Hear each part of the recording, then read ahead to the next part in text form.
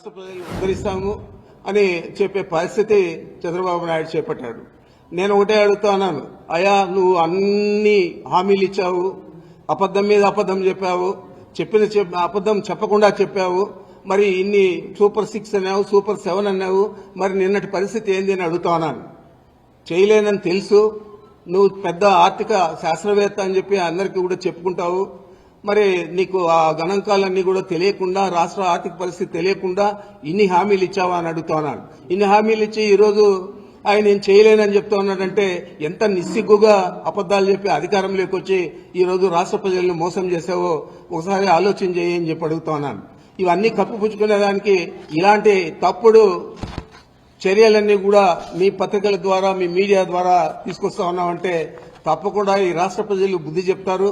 ఈ మీడియాకు, ఈ పత్రికలకు, అదేవిధంగా నీకు అని కూడా చంద్రబాబు నాయుడికి ప్రత్యేకంగా నేను తెలియజేస్తా ఉన్నాను. ఇంకేమైనా ఉంటే చెప్పండి.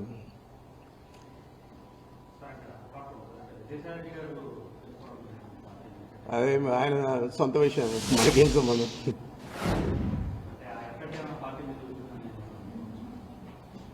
ఎంతమంది పోయినా ఎప్పుడు మొదలైంది పార్టీ? ఆయన ఎంపీగా, మా నాయకుడు జగన్మోహన్ రెడ్డి గారి ఎంపీగా, వాళ్ళ తల్లి ఎమ్మెల్యేగా ఇద్దరితో ఈ వైఎస్ఆర్ కాంగ్రెస్ పార్టీ పుట్టింది. మరి ఎంతమంది పోయినా, ఎంతమంది వచ్చినా తిరిగి అధికారంలోకి జగన్మోహన్ రెడ్డి గారు రావడం ఖాయం. తప్పకుండా ఇప్పటికంటే ఎక్కువ మెజారిటీతో అన్ని రాష్ట్రంలో అన్ని జిల్లాల్లో కూడా మెజారిటీ సాధించడం ఖాయం. ఈరోజు ప్రజలందరూ మనం చూస్తా ఉన్నాం, ఎన్ని హామీలు ఇచ్చారు, ఏదైనా చేశారా? ఏదో అరాకొరా ఇచ్చే పెన్షన్లలో కూడా ప్రతి నెల కూడా కొన్ని తీసేస్తా ఉన్నారు. ఇప్పటికే 3 లక్షల చిల్లర తీసేశారు.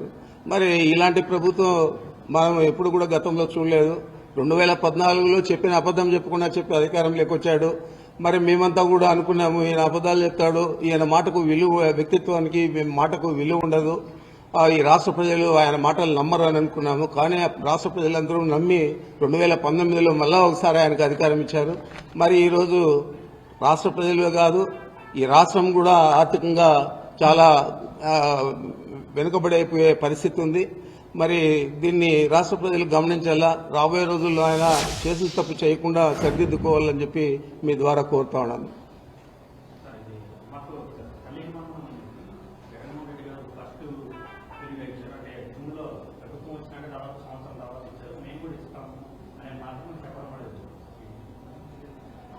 జగన్మోహన్ రెడ్డి గారు ఇచ్చిన పథకాలన్నీ కూడా, చెప్పినవన్నీ కూడా పూర్తి స్థాయిలో చేశారనేది మీ అందరికీ, మా అందరికీ కూడా తెలుసు.